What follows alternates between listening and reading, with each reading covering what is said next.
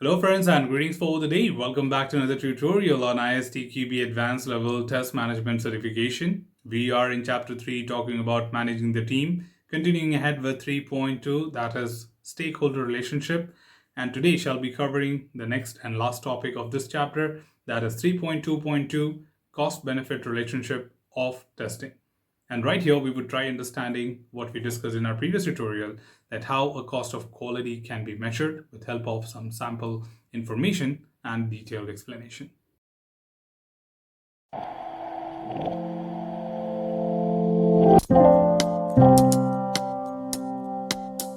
Well, in our previous tutorial, we have discussed in detail that what it takes to calculate the cost of quality and the various costs which are involved as a part of it.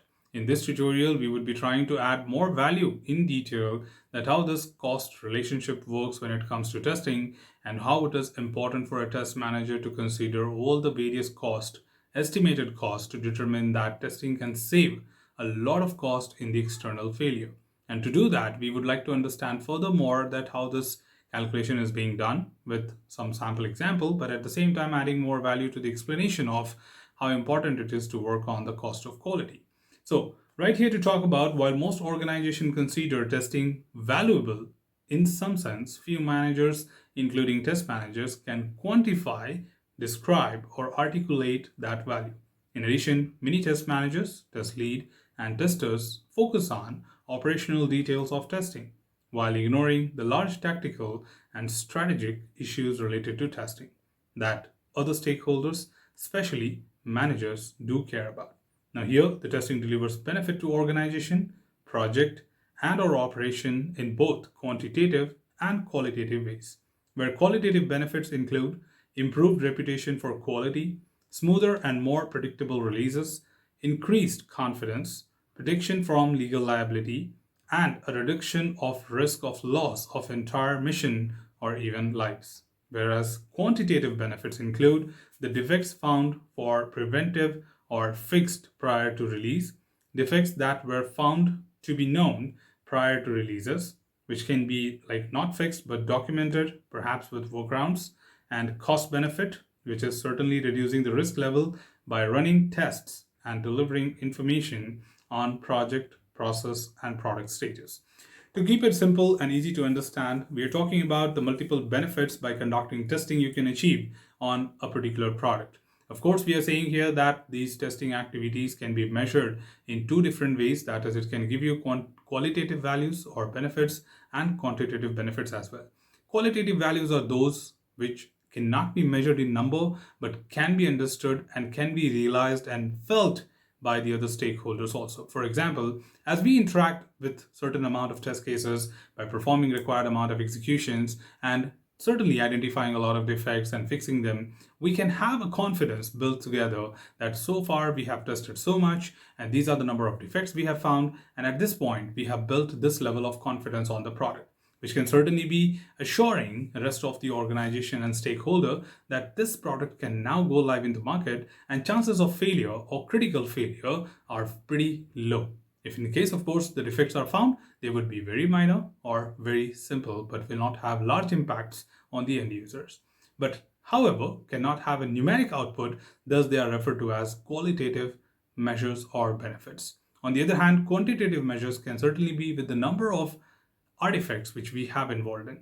Like, for example, the number of test cases executed, number of defects identified, the status of the defect, no matter if it is resolved, found, or wherever the status is. But the point is, as we have detected, we have a number for it. So these numerically represented information can be quantifiable easily and thus can be calculated into quantitative benefits of testing being conducted, which can further be an assurance to the customer and to the rest of the organization that testing has proved that these are the numbers which we have found, and thus the reduction in the cost of or reduction in the failure in the external market has been reduced by X percentage in the market. Further to add here, of course, an additional benefit of testing is that all stakeholders get adequate information to make informed decisions as to whether the quality of the product is sufficient to go live with or without defects.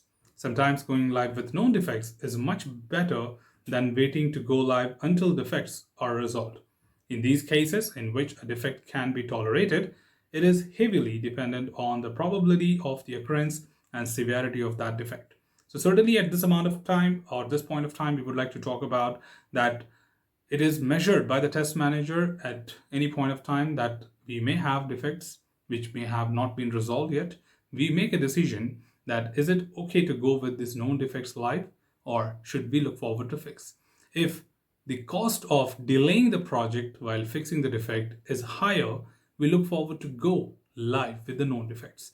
And that is where it becomes very crucial for the team to calculate that how much time will it take to fix the known defects and then go live, and what would be the impact of this delay in the market.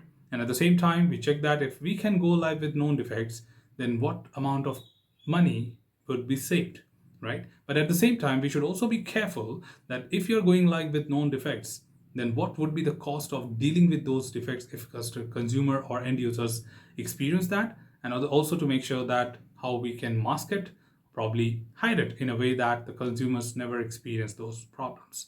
So put together, we do consider every single benefit and decisions to be made together. And together in the sense, of course, we include all the other stakeholders to decide this and make a decision that should we go live with the defects or not, and with these numbers, what confidence do we have. Also to add here, we are taking a sample example to understand how the cost of quality can be calculated. That's very simple and straightforward. So here the average saving per defect is equal to average of external failure cost minus the sum of the other cost. That is average appraisal cost plus average of internal failure cost. Now total cost of quality is measured as equal to defect prevention cost plus multiplication of appraisal cost by the number of defects found before release plus internal failure cost multiplied by number of defects found before release plus external failure cost multiplied by number of defects found after release. However, some of these calculations may happen post-release as well, but we anticipate and measure or expect that estimated number of defects would be this much even after we have performed this much amount of testing. So no matter how long you have been testing, you still have a defect density measured. You estimate the number of defects which you may still expect in the production. So these numbers basically will be fed here, and based on that, we can measure the average savings per defect and overall cost of quality.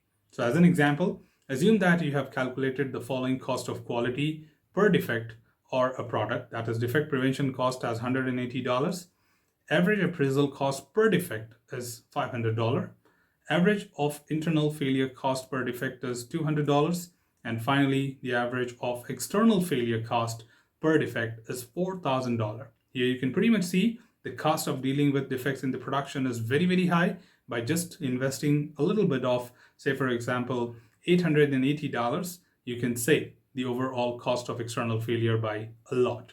To do this calculation, of course, the average defect prevention cost, appraisal cost, and internal failure cost are all calculated using the number of defects found prior to release, while the average external failure costs are calculated using the number of defects found after the release. And with these values, we can calculate the average saving per defect as follows, which is 4,000 minus 500 plus 200, which is equal to 3,300. So that means by just performing this is average saving per defect which you are gaining. So in simple words, we do understand that the large amount of money can be saved by performing the required amount of testing at the right time. And that is where someone should be very much responsible to do these calculations in a way and help management understand that how much amount of money we can actually invest in terms of testing, depending on various things, that is criticality, severity, complications, complexity, and risk involved with a particular product. In fact, the end users or audience can also be taken into account with respect to the consequences and impact of such failures happening in the real world. Finally, to conclude, of course, Boehm curves is of course that curve which we have as a part of foundation also discussed, that cost of quality certainly, cost of fixing a defect certainly increases as it is found later than earlier. The earlier you find it, it is cheaper to resolve a defect. The later you find it, it is expensive to resolve the defect. And that is where the Boehm curves is a graphical representation of the cost of fixing defect over time in SDLC. This concludes that testing should be done earlier in the SDLC to reduce the cost of fixing defects, where Boehm's curve shows that internal failure costs, or the cost of fixing a defect, increases the later a defect is discovered in the SDLC. Using this information, the test manager should strive to find the optimal relationship between the defect prevention cost versus internal and external cost. The test effort must be based on the specific risk of project and product and the risk is businesses is willing to take. Too much testing can cause higher costs than the benefit of risk level reduction. If too little is tested, missed defects can pose a high risk to generate higher cost than the oriented test would have costed. Risk-based testing, okay, supports the cost-benefit relationship of testing by investing test effort levels proportional to the risk levels and by prioritizing tests based on their risk level. So in simple word, it is very easy to understand that the test efforts must be calculated in a way that helps us to understand that what is the significant amount of money which you can invest in order to perform the required amount of testing, because doing too much testing could result into heavy costs involved in testing than the external failure, and in that case we don't do that work.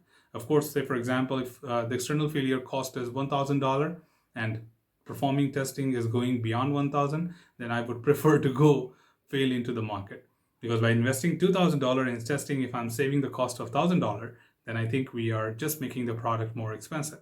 But at the same time, doing too little testing would also be a very, very risky product in the market. So we may have to find that average amount of testing to be conducted, which would be fruitful in all means. Finally, to conclude, the test manager should understand which of these benefits and costs apply to their organization, project, and or operations, and be able to communicate added value of testing in terms of these benefits and the cost of quality per defect.